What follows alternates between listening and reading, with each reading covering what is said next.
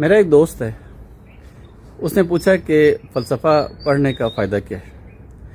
اسے میں نے کہا کہ فلسفہ پڑھنے کا سب سے بڑا فائدہ یہ ہے کہ اس کا نقصان کوئی نہیں ہے۔ دوسرا یہ کہ فلسفہ جو ہے آپ کو سوچنے کا ایک بڑا خوبصورت انداز بھی دیتا ہے، اور جن سوالات کو فلسفہ زیر بحث لاتا ہے وہ کائنات کے بڑے بڑے مسائل ہیں جن کا تعلق انسان کے ساتھ ہے، کائنات کے ساتھ ہے، زندگی کے ساتھ ہے، اور اس کائنات میں جو انسان کا مقام ہے اس کے حوالے سے۔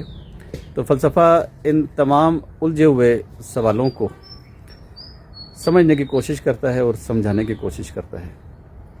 فلسفہ جب بھی پڑھیں تو اس نیت سے نہ پڑھیں کہ آپ کوئی سبجیکٹ پڑھ رہے ہیں اور آپ نے اس میں کوئی کمانڈ حاصل کرنی ہے۔ فلسفہ جب بھی پڑھیں اس نیت سے پڑھیں کہ یہ جو آپ کے پاس ایک سوچنے کا میڈیم ہے، اس میں وہ کس حد تک اضافہ کر سکتا ہے، کون سا فلیور جو ہے وہ ایڈ ہو سکتا ہے آپ کے سوچنے کے انداز میں۔ ایک بات تو یہ ہے۔ دوسری اہم بات یہ ہے کہ فلسفے کو پڑھتے وقت یہ بھی دھیان میں رکھیں کہ جن فلاسفہ سے ہمارا واسطہ پڑتا ہے ان کو آپ دو حصوں میں تقسیم کر کے ان کو پڑھیں گے تو آپ کو زیادہ مزہ آئے گا۔ کچھ فلسفی وہ ہیں جو سسٹم بلڈرز ہیں، ان کا اپنا ایک فلسافک سسٹم ہے اور وہ اپنے سسٹم میں رہ کر بات کر رہے ہوتے ہیں۔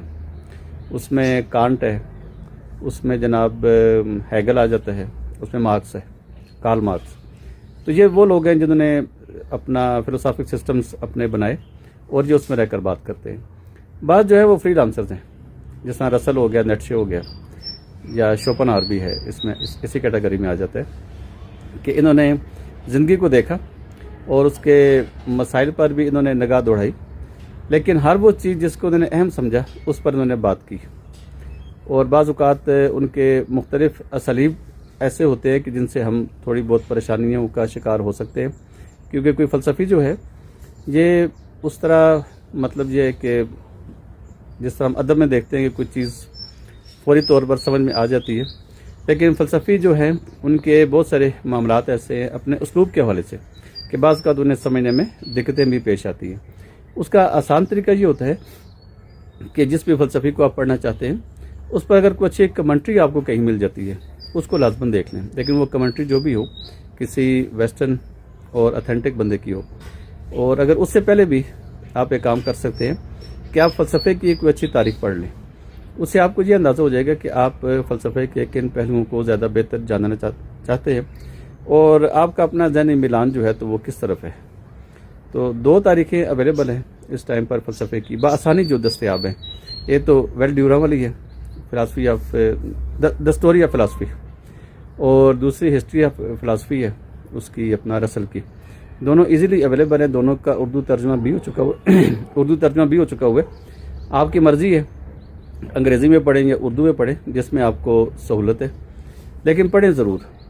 اور فلسفہ جو ہے یہ آپ کے اندر ایک ایسی سنجیدہ سوچنے کی روش پیدا کرتا ہے جو شاید کوئی اور مضمون آپ کے اندر پیدا نہ کر سکے۔ یہ تو میں بہت وثوق سے کہہ سکتا ہوں اس بات کو۔ دوسرا یہ ہے کہ فلسفے کے جو مسائل ہیں اگر آپ کسی کے ساتھ بیٹھ کر ڈسکس کریں تو آپ کو زیادہ بہتر فلسفے کی بھی سمجھ آئے گی اور آپ کا اپنا ذہن بھی واضح ہوگا۔